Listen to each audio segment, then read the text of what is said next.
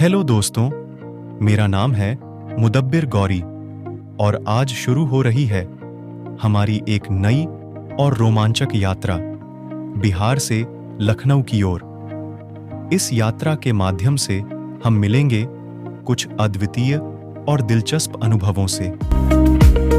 और अगर आप हमारे व्लॉग के सदस्य नहीं हैं, तो कृपया इसे सब्सक्राइब करना न भूलें ताकि आप हमारे साथ हर यात्रा का आनंद ले सकें।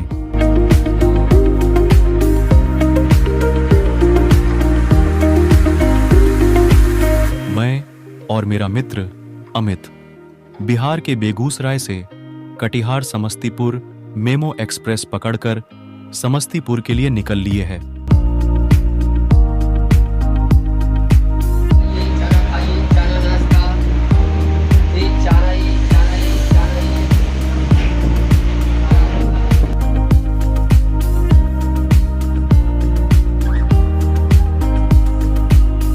बिहार का प्रमुख आर्थिक आधार कृषि है और यहाँ की हरियाली खेतों में उगती है।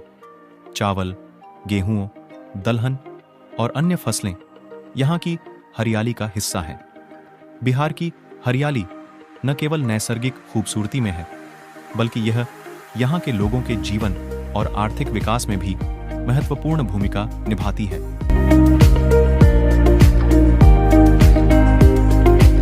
बिहार में विभिन्न प्रकार के फूलों और पौधों की खेतीबाड़ी भी होती है और यहाँ के बागबान बहुत सुंदर होते हैं।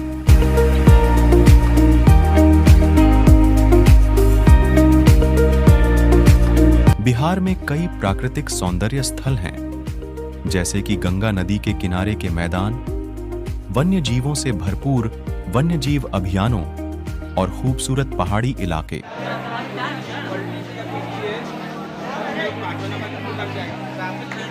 अब हम लोग बिहार के समस्तीपुर पहुंच चुके हैं और यहां से new Delhi clone special express पकड़नी है। ये है new Delhi clone special express जो हमें लखनऊ तक ले जाएगी। ये ट्रेन अपने निर्धारित समय से पूरे 25 घंटे लेट है और अभी और लेट हो सकती है। अभी ट्रेन के छूटने में काफी टाइम है, तब तक हम लोग कैंटीन से कुछ खाने के लिए ले आते हैं।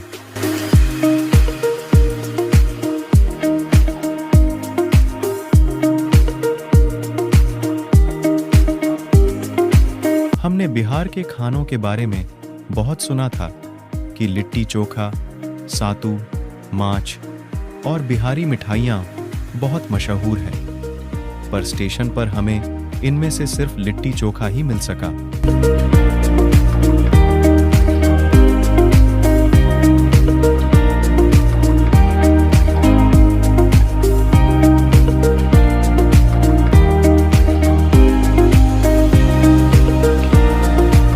लिट्टी समोसा के साथ हमने ट्रेन की चाय का भी आनंद लिया और अब ट्रेन लखनऊ की तरफ प्रस्थान कर रही है।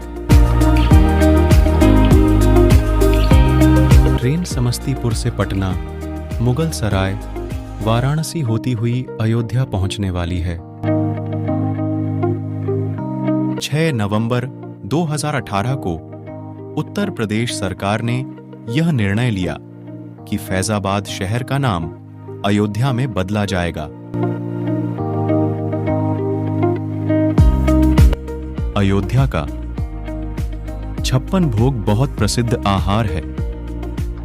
इसमें अलग अलग प्रकार के 56 भोजन सामग्री शामिल होती हैं, पर हम लोगों की किस्मत में समोसे ही लिखे थे।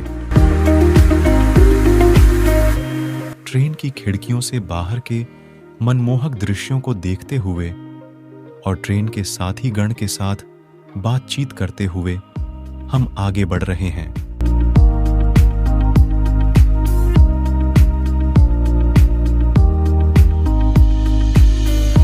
रास्ते में हमें याद आया कि हम लोगों के पास बची हुई पूड़ियां रखी है। अब हम उन पूड़ियों को किसी जानवर को खिलाने के लिए देखने लगे।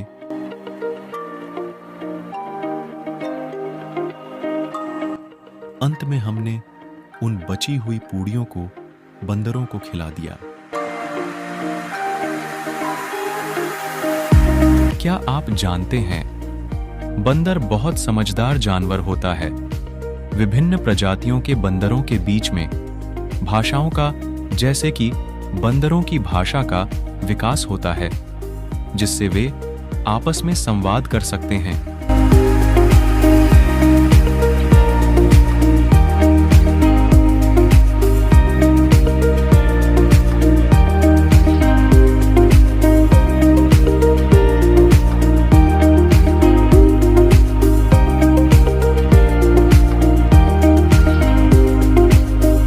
अगले स्टॉप पर ट्रेन कुछ देर के लिए रुकी और अब ट्रेन अपने निर्धारित समय से पूरे 28 घंटे लेट चल रही है।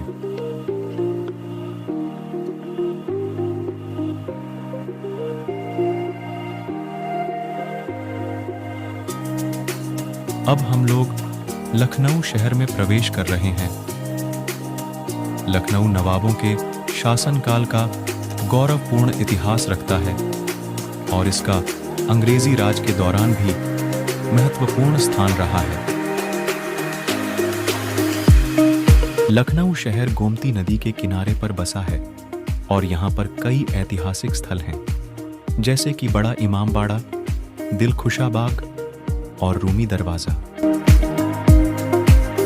नवाबों का शहर लखनऊ न केवल सांस्कृतिक धरोहर के संरक्षक रहा, बल्कि वह भारतीय सांस्कृतिक इतिहास का महत्वपूर्ण हिस्सा भी बना।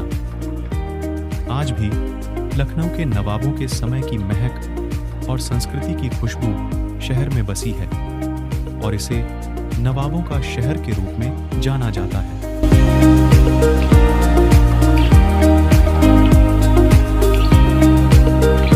ट्रेन लखनऊ के डालीगंज, लखनऊ सिटी होती हुई ऐशबाग जंक्शन पहुंचने वाली है।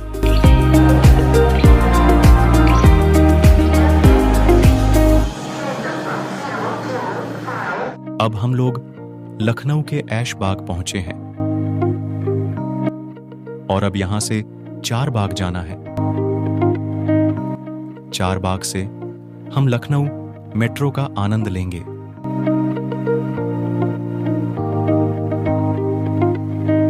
यहां से हम लोग रिक्शा पकड़कर चारबाग मेट्रो स्टेशन के लिए निकल लिए हैं।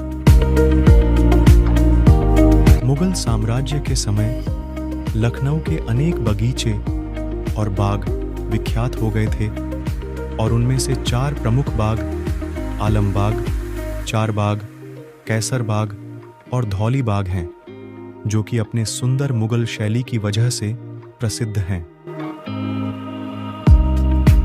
चारबाग लखनऊ का एक प्रसिद्ध बाग है, जो मुगल सम्राट शाहजहां द्वारा बनवाया गया था। यहाँ एक बड़ा पार्क है, जिसमें मेट्रो स्टेशन भी है।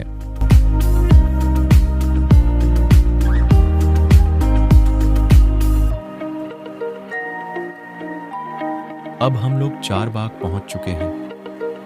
यहां से हम मेट्रो पकड़कर आलमबाग के नहरिया तक जाएंगे।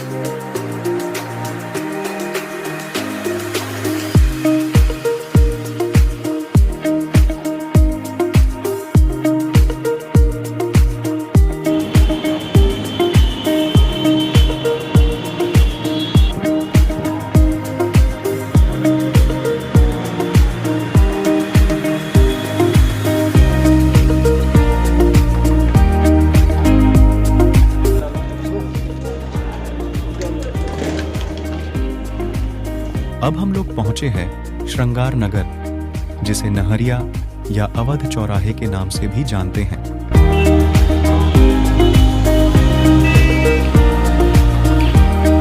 यहाँ से हम लोग खाना खाने के बाद बांगरमऊ के लिए निकलेंगे।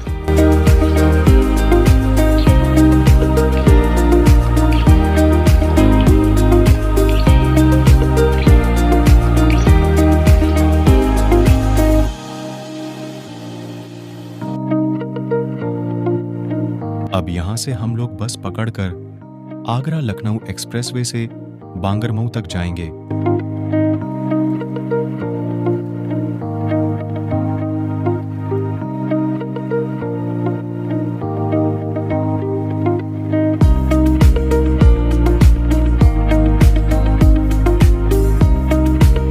बस ने हम लोगों को बांगरमऊ कट पर उतार दिया है। अब हमें यहाँ से मल्लावा तक जाना है।